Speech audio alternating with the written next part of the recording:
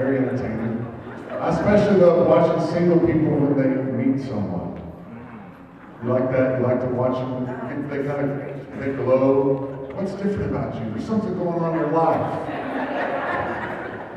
And she'll say, oh, Pastor Allen, I met someone.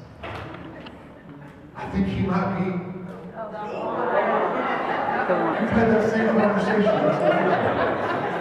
I'm like, how do you know he's the one? And whether I'm talking to a guy about a girl or a girl about a guy, there's a few categories within which people answer the question, how do you know that he's the one? What makes you think he might be the one? What makes you think she might be the one? People will talk about physical attraction. That's important. They'll talk about common faith and values. That's important. And they'll talk about common interests. And they'll tell me, Pastor Allen, he is so good looking. And he loves Jesus. He comes to church and he knows when to sit and when to stand and when to raise his hands and when to shout. They'll talk about how, and you won't believe this, he loves long walks on the beach just like me. And those really are the things that draw us together. It's not that those things aren't important. None of you guys, if you're hoping to get married one day, you're not looking to find somebody that's ugly and has nothing in common with you. Those things matter. But here's my concern is that those things don't actually indicate the sustainability of a relationship. And my concern is a lot of times when people start dating, spending time getting to know somebody, that they get so swept up in the chemistry. They get so swept up in the how fun it is and how good it feels to be chosen and to be liked and to have somebody to be with. And they get so swept up in we like to do the same things and we go to the same church and he's so fine. You get so swept up in that stuff. Nancy and I, we've been married 20 years and we've got all that stuff. We got married, I thought, wow, she is so beautiful. And I thought, and we go to the same church, and she loves music, just like I do. As a matter of fact, we started dating at a concert. And I was there with another girl. I'm not proud of this, but it is my story. And I'm sitting by this girl, and this is an amazing concert going. I'm a musician, I'm trying to talk to her about the music, and she's just glazed over like I'm reading the phone book to her. And we're friends, we know each other a long time, and Nancy was there, there's a whole bunch of us there, and the girl I was with said, you really ought to go have this conversation with Nancy, she would get what you're saying. And so I did.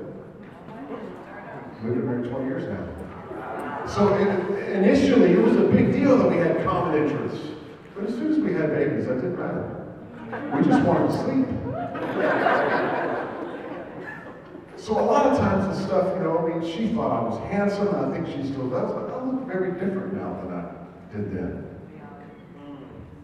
And so the things that draw us together don't necessarily indicate the sustainability of a relationship. Plenty of people find somebody that loves Jesus and they get a divorce. So I want you to think in terms of what are the things that actually sustain relationship over time? And what if you dated somebody and you were looking to demonstrate those things that sustain relationship over time, and you were looking to give an opportunity for that person to demonstrate those things that sustain relationship over time? And what if those things that sustain relationship over time apply to every relationship in your life? Not just romance, not just marriage, not just dating. What if it applies to parents and children? And what if it applies to friendship? And what if it applies to bosses and employees and coworkers and friends? What if every relationship is actually sustained by exactly the same three things? I want to tell you what they are.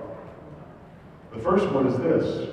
Relationships are sustained by self-managing people.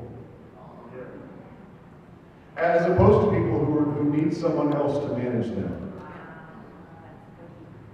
There are two different ways to do relationships, two approaches to relationships. One of them that's very, very common but doesn't work, and one of them that's very, very rare but actually does work. The way that doesn't work, that's much more common, is what I call blame and control. Blame sounds like this: I'm not okay, it's your fault.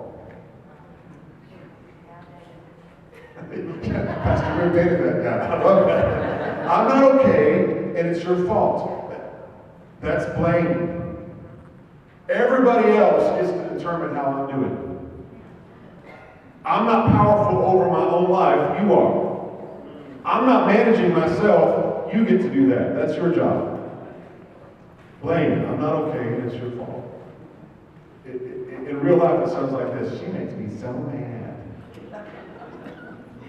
It assumes powerlessness.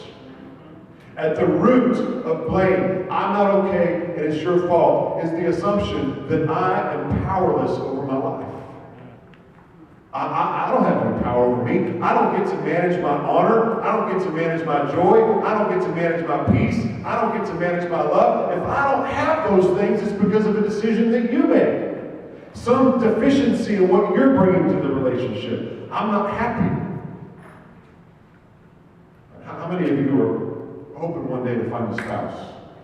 How many of you are praying for an unhappy person that wants some of your happy? See, the root of a sustainable relationship is that you're committed to being self-managing. That you don't live your life from a perspective of blame. That you don't ever think, if I'm not okay, it's somebody else's fault. No, you're committed. I'm gonna manage me. I'm a believer in Jesus, and He died on a cross to give me unlimited, direct, and immediate access to all the love, joy, peace, patience, goodness, kindness, gentleness, meekness, and self-control I could ever ask for. And He's never holding out on me, and nobody but me gets to determine how much of that I'm receiving. So if I'm not happy, whose fault is it? It's not my boss's fault. It's not my spouse's fault. It's not my kid's fault. It's not the government's fault. It's not the pastor's fault. If I'm not happy, who's responsible for me? And if I'm living a blame and control life, my assumption is there's got to be somebody else that's responsible for me except me. You ever in a friendship with somebody that lives like that? I need you to manage me. I don't have any happy of my own, so can I borrow some of yours? I don't have any honor of my own. I don't have any joy of my own. I don't have any peace of my own. I haven't learned to be self-managing. I'm just a victim. I'm powerless. And the other side of this coin is control. Because see, if I'm powerless over me, and I can assume that you're powerful over me, then it makes perfect sense that you're probably powerless over you, and I bet I could feel real powerful if I could control you. Control sounds like this: I need you to change so that I can be okay. I'm not okay, it's your fault, that's blame. I need you to change so I can be okay. That's control.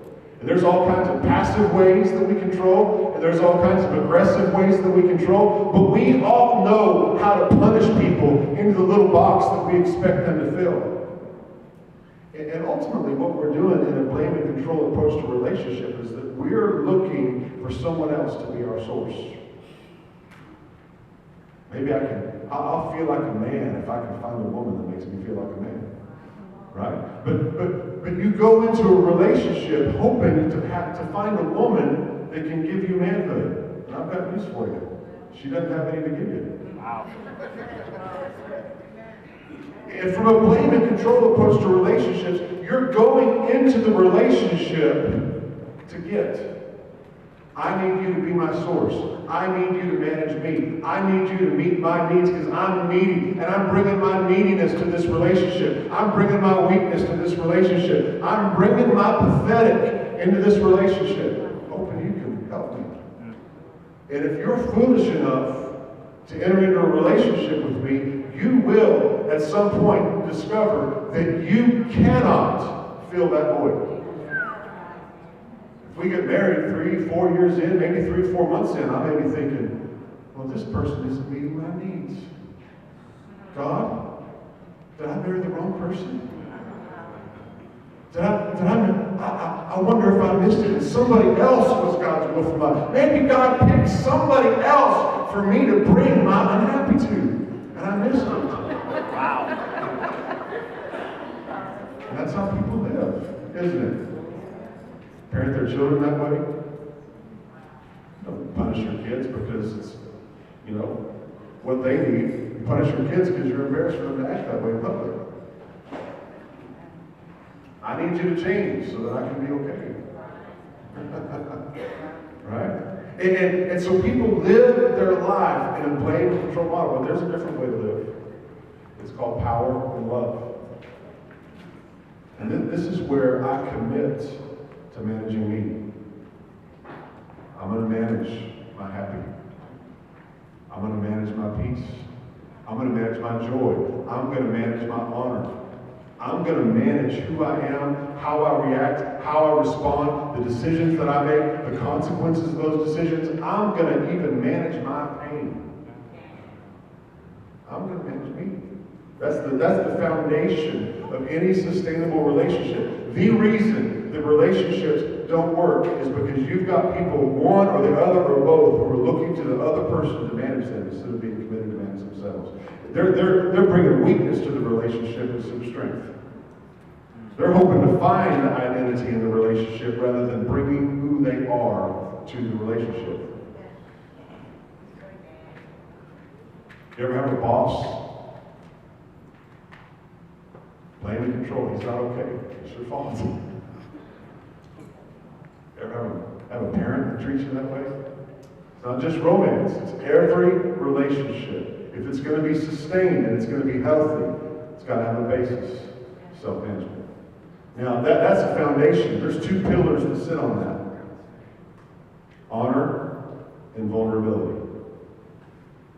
On the foundation of self-management, if I want to have a sustained, healthy relationship, I must be willing to bring honor to the relationship, and I must be willing to bring vulnerability to the relationship. Honor is this. It's my capacity to see you and to value you. A lot of people don't know how to do that. All they see is themselves. If they see you, they just see you as an extension of themselves. They have no awareness of you as a person distinct from them. That they have no awareness of how their life impacts you. The only thing that they're aware of is how your life impacts them. These are people who don't bring honor to a relationship. They're called narcissists. Brene Brown says you can't swing a cat without hitting a narcissist. And I don't know what that means, but I think it's true. That we live in a culture of narcissists. People that they're the star of the movie. They're the center of the universe. Everything revolves around them. And if there's a problem in the relationship, it's because of the way you're impacting them. And they have no concept of how they impact you because they don't see you as you. They just see you as an extension of their little universe. And we have a culture that's good at producing narcissists. People that don't know how to bring honor, but if I want to